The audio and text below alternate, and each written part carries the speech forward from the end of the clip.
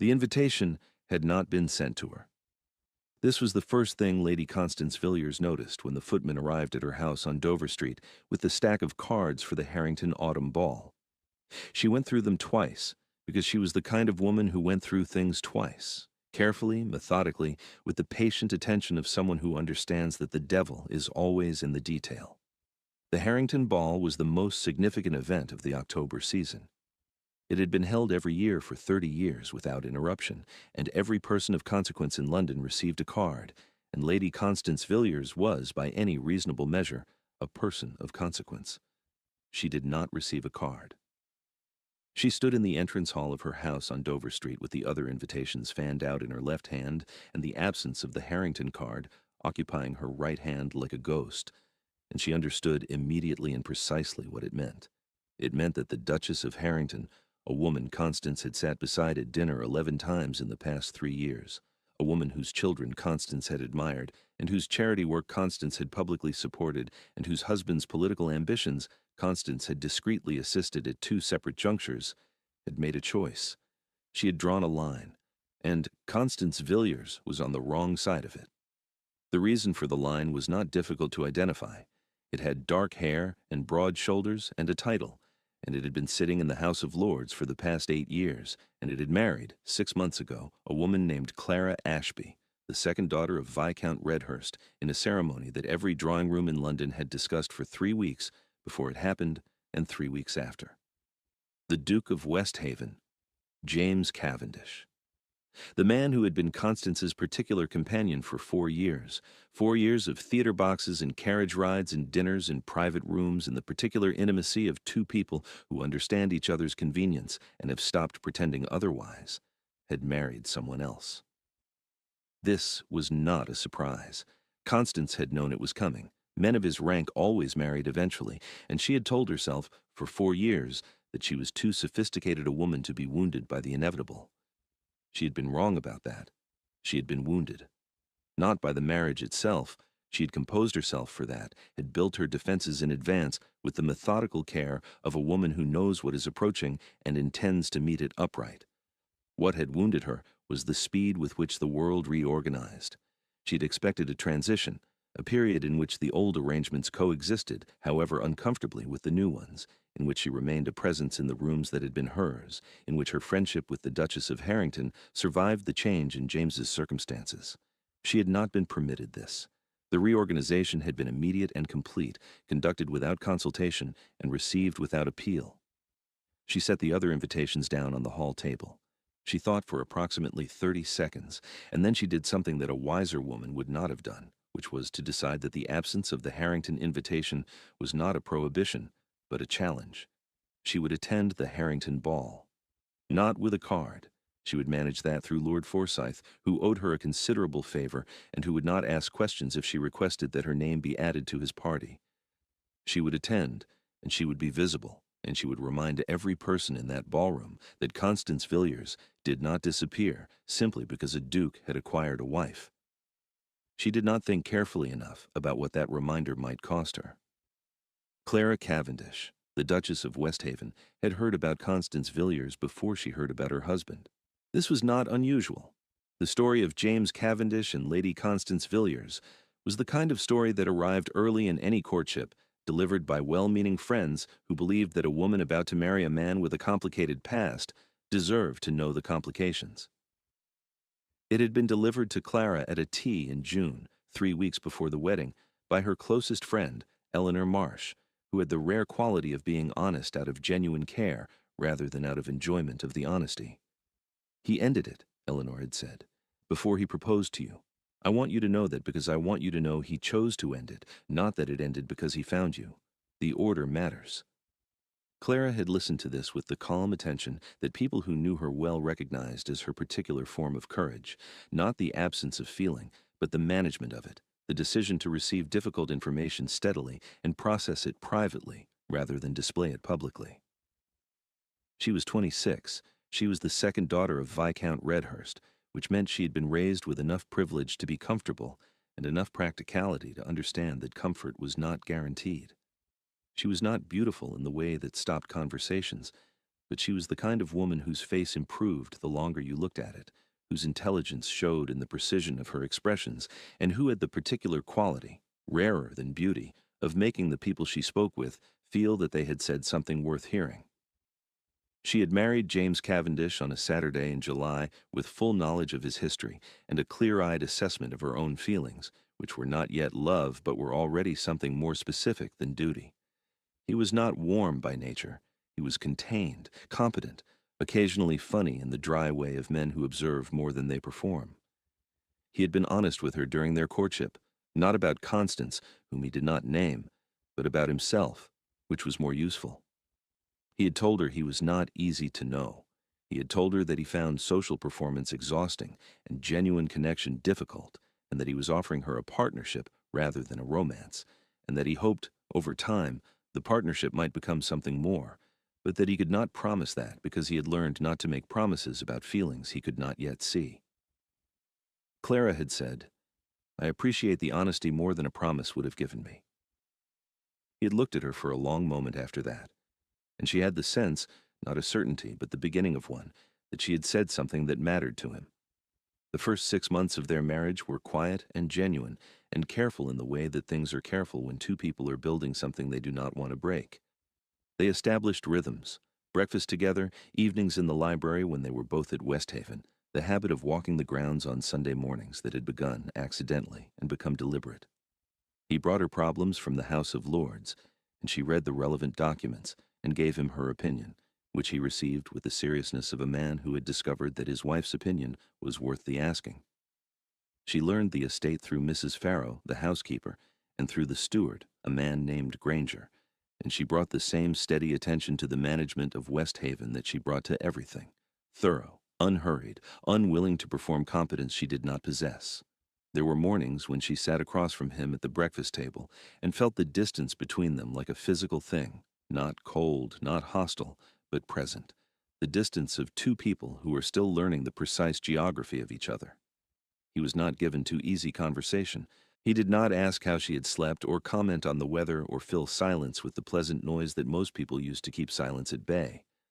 But he read the same newspapers she did, and he had, in the second week of their marriage, begun leaving articles he thought might interest her, folded beside her plate. Pieces about agricultural reform, essays on estate management, once a lengthy review of a new translation of Plutarch that she had read 3 times, because it was the most interesting thing she had encountered in months. She kept them in the drawer of her writing desk. She did not tell him this. She did not think he needed to be told. She had learned, in those 6 months, the precise shape of his reserve. She had learned that he was not cold but careful, that the containment she had initially read as distance was in fact the behavior of a man who had been careless with himself once or twice, and had decided that carelessness was too expensive. She had learned that he laughed rarely and genuinely, that his humor was dry enough to miss if you were not paying attention, and that he was paying attention to her, constantly, quietly, with the focused watchfulness of a man who had decided that understanding the person he had married was the most important project he had undertaken. She did not think about Constance Villiers every day. She thought about her occasionally, the way one thinks occasionally about a storm that has passed, not with fear, not with relief, just with the awareness that weather is real and that clear skies are not a guarantee. She was not thinking about Constance Villiers on the evening of the Harrington ball. She was thinking about the pale gold silk gown she had chosen for the evening, and whether the color was too pale for the candlelight of a large ballroom, and whether she had been right to accept the invitation at all, given that James found large gatherings exhausting and had agreed to attend with the particular stoicism of a man who is doing something for someone he respects rather than something he enjoys. She was thinking about the clasp on her pearl bracelet, which had been repaired once, and which Mrs. Farrow had suggested having replaced before the season, which Clara had not done and was now regretting. She was thinking about the letter she had received from her mother that morning about her younger sister's prospects, which required a response she had not yet written. She was not thinking about Constance Villiers. They arrived at the Harrington ball at 9 o'clock. The house on Grosvenor Square was lit from every window, and the sound of the orchestra reached them before the carriage had fully stopped, and James handed her down from the carriage with the careful attention he brought to all small courtesies, not romantic, not performed, simply the behavior of a man who has decided that the person beside him deserves his full attention and acts accordingly. He offered his arm, and she took it, and they stood for a moment on the pavement outside the Harrington house while the other carriages moved around them, and she felt him beside her, solid, present, contained in the way he was always contained, and thought that whatever the next 2 hours held, she was not going into them alone. They were announced. They descended the staircase into the ballroom. Clara saw the room as she always saw rooms, quickly, comprehensively, cataloging before performing. 200 guests, 4 sets forming for the first dance, the Harrington family receiving near the east wall, the orchestra at the north end, 6 musicians, competent, the refreshment tables along the south wall, already well attended. And there, near the south wall, standing with Lord Forsyth's party in a gown of deep crimson silk that was designed to be noticed, was a woman Clara had never met but recognized immediately with the instinct of a person who has been given enough information to know what they are looking at. Constance Villiers was 40, or close to it, and she wore the age with the deliberate confidence of a woman who has decided that the alternative, performing youth she does not possess, is beneath her. She was striking rather than beautiful, with dark eyes that moved across the room with the efficiency of a woman who is assessing rather than enjoying, and a manner that suggested she had been the most interesting person in most rooms she had entered and had ceased to find this remarkable. She had not yet seen James. Clara saw the moment she did.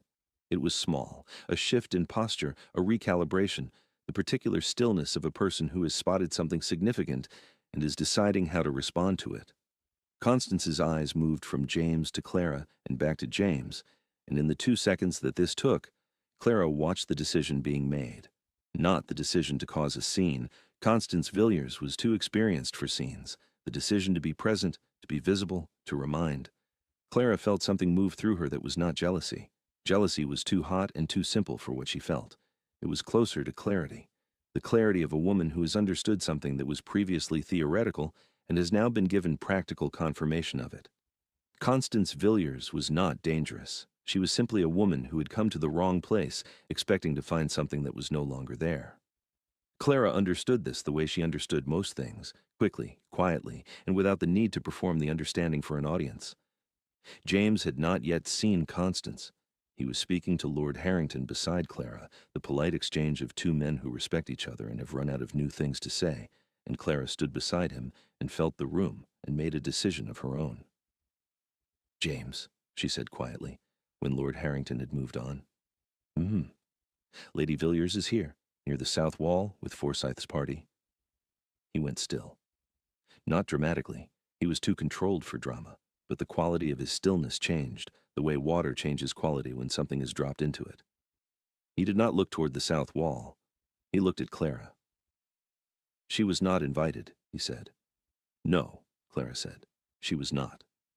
A pause. "Are you all right?" Clara considered this question with the genuine attention it deserved. Was she all right? She was calm. She was clear. She was standing in a ballroom in pale gold silk, with a husband who had just asked her how she was, rather than explaining or apologizing or performing, which was the response she would have received from a lesser man, and which she found she had no patience for, even in imagination. "I am perfectly well," she said. "Dance with me." He looked at her for a moment. Then he offered his arm. "The first set is forming." "Good," she said, "and the second and the third." He did not ask why. He understood why. He had known her for 8 months, which was long enough to understand that when Clara Cavendish said a thing simply and directly, she had thought it through, and that her judgment, in his experience, was worth following. They danced the first dance. Clara did not look toward the south wall. She looked at James, and James, who was not a natural dancer, who moved through ballrooms with the contained efficiency of a man performing a necessary function, looked back at her with an expression that was not quite readability, but was the thing that preceded readability, the cracking of a controlled surface under the pressure of a feeling that would not stay managed. Between the first and second dances, she saw Constance. Not intentionally. The room arranged it, the geometry of 200 people in a ballroom inevitably bringing certain faces into certain sight lines. Constance was watching. Her expression was composed, her posture perfect, and underneath both, Clara could see the thing that Constance had not quite managed to conceal, which was that she had come to this ballroom expecting something and was not receiving it. She had expected, Clara understood, to see James look at her, to see the flicker of recognition, the involuntary attention of a man encountering a woman who had mattered to him. She had expected to matter and to be seen to matter, and in being seen to matter, to remind everyone in the room, including Clara, including James, including herself, of what she had been. She was not receiving this because James was not looking at her. He was looking at his wife. The second dance was a waltz, closer than the first, and James was a better waltzer than Clara had expected, because he had the height and the sense of space and the particular controlled physicality of a man who does not like to be watched but can, when required, move with precision. She put her hand in his, and his hand came to her waist, and they moved into the music, and Clara felt, for the first time since she had seen Constance across the room, something that was not calculation or clarity or composure, but something warmer and less managed, something that lived in the 3 inches between his hand and her waist, and the way he was looking at her as though she were the only fixed point in a room that was turning. "You're doing this on purpose," he said quietly, as they moved through the second figure. "Doing what?" she said. "Being extraordinary." She looked at him. "I'm dancing." "You are dancing," he agreed, "in a way that is making it very difficult for me to remember that we are in a room with 200 other people." Clara felt the warmth move through her that she had been managing since the waltz began, and decided for the duration of the figure to stop managing it. "Then stop remembering," she said. They danced the third dance. It was a quadrille, more formal than the waltz, more structured, the kind of dance that requires precision and permits conversation only in brief exchanges between figures. Clara used the structure as a frame.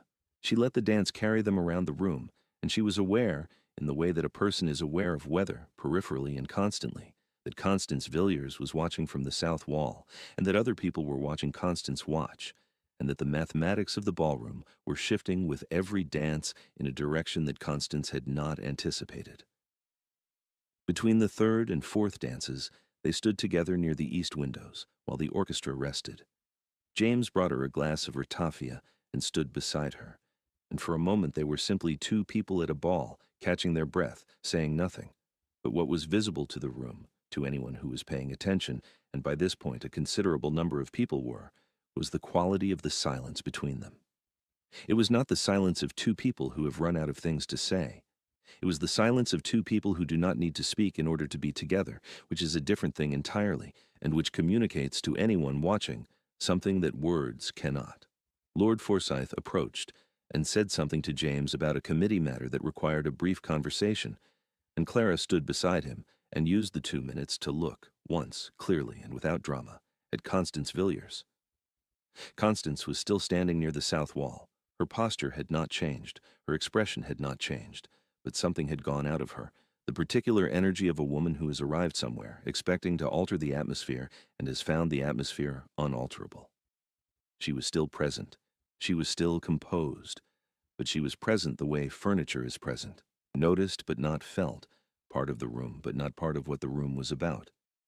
The crimson dress, which had been chosen to command attention, now seemed to work against her, too vivid, too deliberate, the color of a woman who had dressed for a battle that was not taking place. She caught Clara's eye. The moment lasted perhaps 2 seconds. Clara did not smile or nod or perform acknowledgement. She simply held the gaze with the steady composure she brought to everything, and then looked away, back to James and Lord Forsyth and the committee matter, because the committee matter was where her attention belonged. She did not look at Constance again for the rest of the evening. The fourth dance was a country reel that neither of them danced especially well, and both of them enjoyed more than the previous 3, because reels have the quality of making competence irrelevant and enjoyment visible. And what was visible, across the floor and through the figures and in the particular way that James laughed, briefly, genuinely, surprised out of his composure by a mistake he made in the third figure, was that these were 2 people who were having a better evening than they had expected. Clara made her own mistake in the final figure, stepped left when she should have stepped right and collided gently with his shoulder, and she laughed too, and his hand steadied her arm, and the touch lasted perhaps 2 seconds longer than it needed to, and neither of them corrected it. The Dowager Countess of Marsfield, watching from the chairs along the east wall, said to the woman beside her, "He has not looked at her once." "Who?" said the woman beside her. "Villiers. He's not looked at her once all evening." The woman beside her considered this. Perhaps he has not seen her. "He has seen her." the Dowager said, with the certainty of a woman who has watched 60 years of ballrooms. He saw her the moment they descended the stairs, and he turned back to his wife, and he has not looked away since. In the carriage home, James was quiet for a long moment. The London streets moved past the windows, the lamps casting moving light across his face, and Clara sat across from him and waited, because she had learned, in 8 months of marriage to a man who was not easy with words, that his silences were not empty. "I should have told you she might be there," he said. "You did not know she would be," Clara said. "I should have considered it. Constance is not a woman who accepts being excluded without response." "No," Clara said, "she is not." He looked at her. "You were not surprised." "I was not." "And yet you said nothing. You simply—" He stopped. "I simply danced," Clara said. "You simply danced," he repeated. And then, after a pause that lasted the length of a city block, "I have been trying to find the words for something since July, and I have not been able to find them, which is frustrating because I am generally adequate with words." "What is the something?" He looked out the window, then back at her.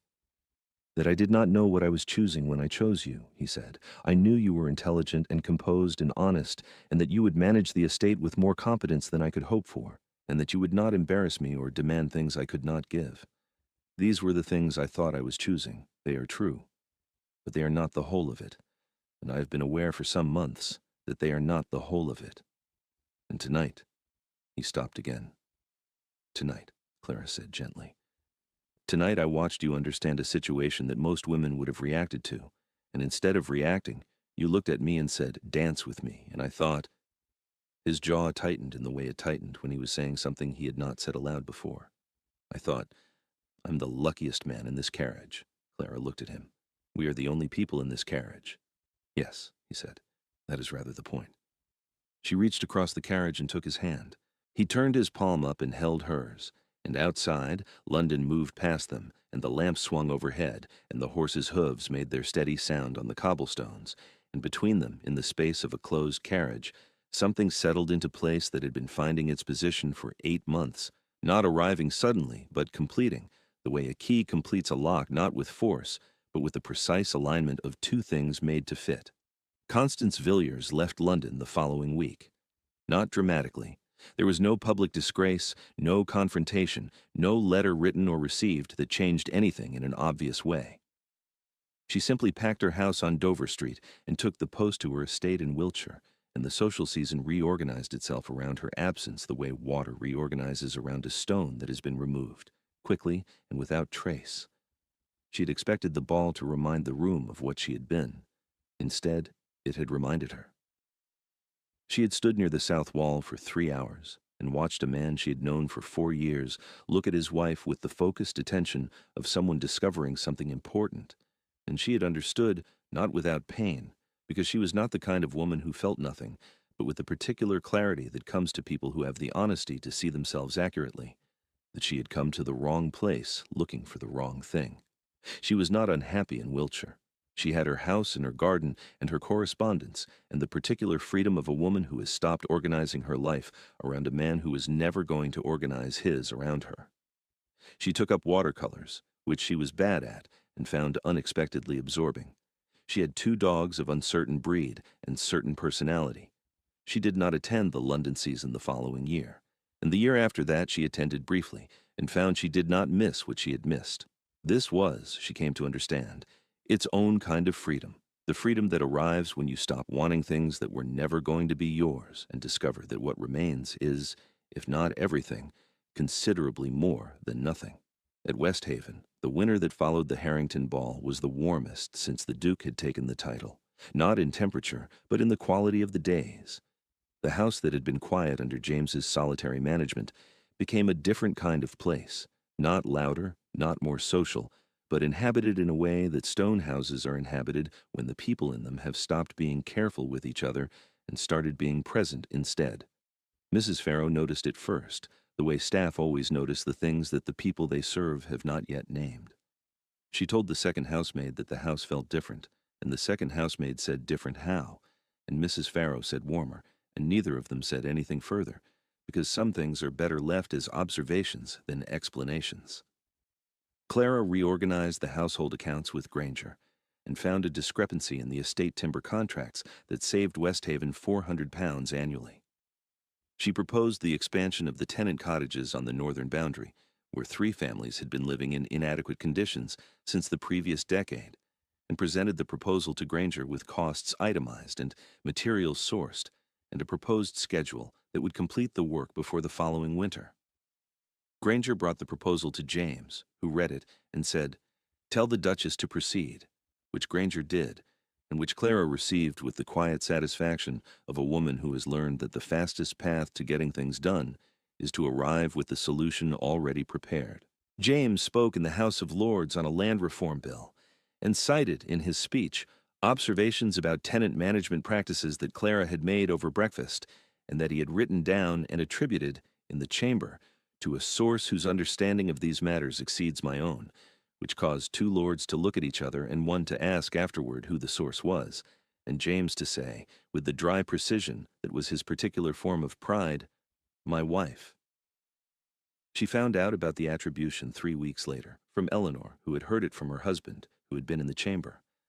Clara came to James in the library that evening with the letter from Eleanor in her hand, and said, "You named me in the House of Lords." "I named a source," he said, without looking up from the document he was reading. "Your wife. You are my wife. James."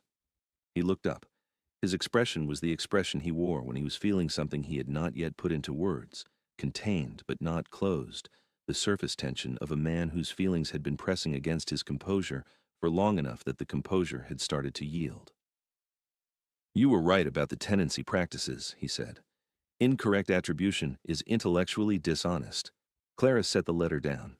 She crossed the library and sat in the chair beside his and looked at the document he was reading, which was a proposal for a new drainage system on the North Field.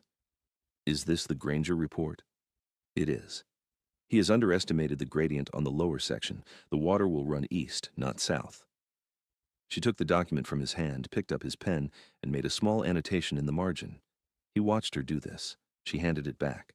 Their fingers touched in the exchange, briefly, and neither of them mentioned it, and both of them felt it.